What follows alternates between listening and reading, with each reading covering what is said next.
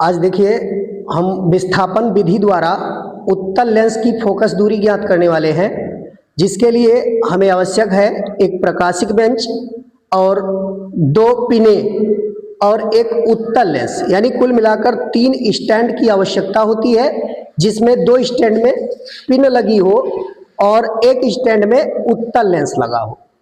अब सबसे पहले हमें इस उत्तल लेंस की फोकस दूरी निकालने के लिए इन 2 पिनों को सेट करना आवश्यक होता है।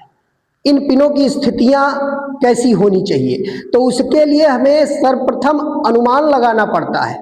इस उत्तल लेंस को सूर्य के किरणों के सामने रखकर हम धीरे धीरे प्रकाश किरणों को किसी पृष्ठ पर फोकसित करें, तो वहां जब बिल्कुल कम स्थान में सारी किरणें फोकसित होने लगेंगी, तो हम वहां से अनुमान लगा सकते हैं लगभग जितनी दूरी उस पृष्ठ से लेंस की होने पर वह प्रकाश किरणें न्यूनतम क्षेत्रफल पर आकर एक साथ फोकसित हो रही हो, तो वही दूरी हम लेंस की फोकस दूरी के लगभग तुल्य मान सकते हैं। तो सर्वप्रथम हम अनुमान के तौर पर उस उत्तल लेंस को सूर्य के किरणों के समीप ले जाकर एक अनुमान लगा सकते हैं कि लगभग कितनी फोकस दूरी है। उस फोकस दूरी की 4 गुना से अधिक दूरी पर इन दोनों पिनों को सेट करना होगा। ये 2 पिनें जो ली गई है, ये फोकस दूरी की 4 गुना दूरी पर सबसे पहले हम सेट करते हैं। तो यहाँ देखिए कि स्थिति हमने लिया है, यहाँ हमने इसको 17.5 पर फिक्स किया है एक सिरा, और दूसरे सिरे को हमने यहाँ रखा 80.7 पर। ये दूसरी पिन हमने सेट किया है। पहली पिन है 17.5 पर और दूसरी पिन है 80.7 पर। अब इस उत्तल लेंस को इस प्रकार इन दोनों पिनों के बीच रखेंगे कि सबसे पहले कि यह उत्तल लेंस और पिनों की नोक, भाई उत्तल लेंस का जो मुख्य अक्ष है, उत्तल लेंस की मुख्य अक्ष और पिनों की नोकें ये बिल्कुल एक सीधी रेखा में होनी चाहिए। या हम कह सकते हैं कि प्रकाशिक बेंच के समांतर में पिन की नोक और इसका प्रकाशिक केंद्र लेंस का और दूसरी पिन की नोक, ये सारी एक ही लाइन में होना जरूरी है। सबसे पहले इसको हम प्रकाशिक केंद्र और पिनों की नोकों को इस प्रकाशिक बेंच के ठीक समांतर व्यवस्थित करते हैं, और उसके बाद में अब हम इस उत्तल लेंस को इन दोनों पिनों के बीच में धीरे धीरे खिसकाते हैं। खिसकाने पर 2 ऐसी स्थिति उत्तल लेंस की बनेगी कि जिसमें हमें वस्तु का प्रतिबिंब, इसका वास्तविक प्रतिबिंब, वस्तु का वास्तविक प्रतिबिंब दूसरे पिन के ठीक ऊपर उल्टा हमको दिखाई देगा। तो अब हम इसमें तलाशते हैं कि इसकी स्थिति कौन सी स्थिति में लेंस को खिसकाने पर वास्तविक प्रतिबिंब प्राप्त होता है। तो इस स्थिति में जो हमने सेट किया है, इस स्थिति में अगर देखा जाए, हम इस साइड से देखेंगे तो ये वस्तु पिन है, यानी प्रथम पिन इसको कहेंगे और द्वितीय पिन उधर होगा पीछे।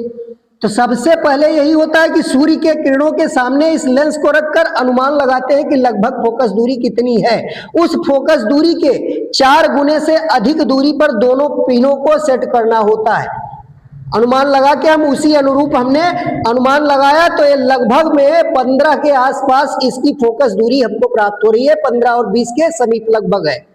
तो इसी अनुरूप हमने यहाँ इसको सेट किया है 17.5 पर और इसको 80.7 सेंटीमीटर, दोनों पिनों को हमने सेट किया। अब अगर देखा जाए तो प्रथम पिन की स्थिति है 17.5 और दूसरी पिन की स्थिति है 80.7 सेंटीमीटर। इन दोनों का अंतर अगर निकाल लिया जाए तो दोनों पिनों के बीच की दूरी को हम a से प्रदर्शित करते हैं और a ज्ञात करेंगे, तो इन दोनों का अंतर निकाल के हम a निकालेंगे सर्वप्रथम। तो देखिए a कितना आएगा, तो यहां से a हमको मिल जाएगा 63.2 के आसपास। ये 63.2, 80.7 में 17.3 अगर घटा दिया जाए तो हमको मिल जाएगा 63.2। तो ये a की वैल्यू हो गई। a मतलब दोनों पिनों के बीच की दूरी हमको प्राप्त हो गई। अब हमें क्या निकालना है, 2 ऐसी स्थितियां, इन दोनों पिनों के बीच 2 ऐसी स्थिति प्राप्त करनी है जिसमें एक पिन का वास्तविक और उल्टा प्रतिबिंब दूसरे पिन पर प्राप्त हो। तो इस लेंस को आगे पीछे हमें खिसकाना है और आगे पीछे खिसका कर दो ऐसी स्थिति प्राप्त करनी है। तो यहां हमने पहली स्थिति सेट किया है, ये 52.2 के आसपास है। हाँ, 52.2 है। इस 52.2 पर हमें पहली स्थिति प्राप्त हो रही है। पहली स्थिति 52.2 पर यहां प्राप्त हो रहा है। तो 52.2 लेंस की प्रथम स्थिति है। ये 52.2 हमने यहां प्रथम स्थिति लिख दिया। इस स्थिति पर वस्तु का वास्तविक और उल्टा प्रतिबिंब दूसरे पर दिखाई दे रहा है। अब हम इसी लेंस, केवल हमें इसी जो यहां स्टैंड लगा हुआ इसी को आगे पीछे खिसका कर एक दूसरी ऐसी स्थिति ढूंढनी है जिसमें यही स्थिति पुनः प्राप्त हो। तो अब हम इस लेंस को आगे पीछे खिसका रहे हैं और इस प्रकार खिसकाएंगे कि प्रतिबिंब में लंबन ना रहे। अब आगे पीछे अगर खिसकाया जाए तो देखिए एक ऐसी स्थिति क्या मिल रही है।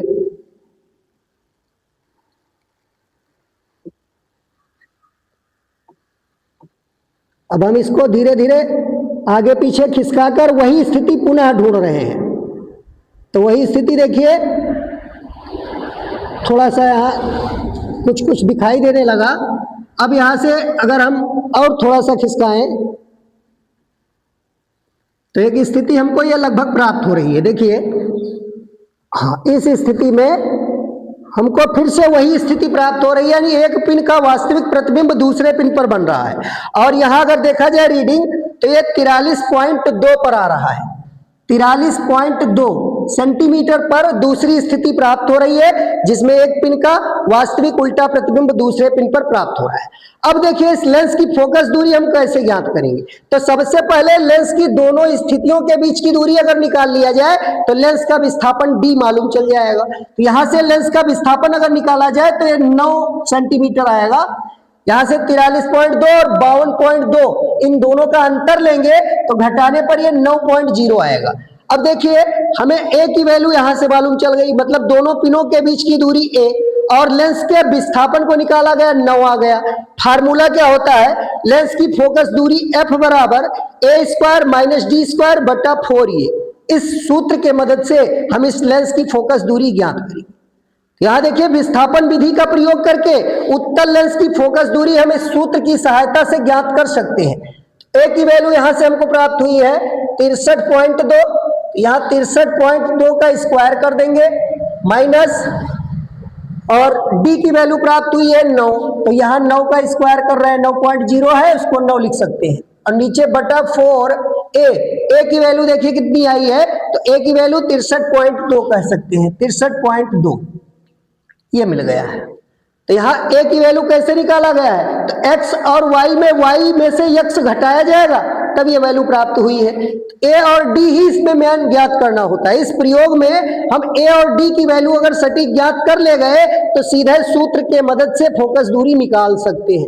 अब आइए देखते हैं कैसे निकालेंगे। तो यहाँ 63.2 का हमें करना है स्क्वायर, तो 63.2 को 63.2 से हम गुणा करके यहाँ से देखिए ये निकाल सकते हैं, 3 दूनी 6, 3 तिया 9, 3 छक 18, और फिर 6 दूनी 12 और 6 त्रिक 18, 1 19 और 6 36, 36 1 37, 4 2 9 2 11 2 13, 1 14 हो जाएगा, 8 1 9 9 18, 1 19, 7 1 8 और एक यहाँ 9 हो जाएगा, और ये 3 हो जाएगा, 0.2 प्लेस, यानी यहाँ मिल जाएगा 3994.24, और यहाँ 9 का स्क्वायर करेंगे तो 81 आएगा, और नीचे आ जाएगा 4 दूनी 8, 4 तिया 12 और 4 छक 24 और 1 25, एक अंक पे दशमलव ये आ जाएगा।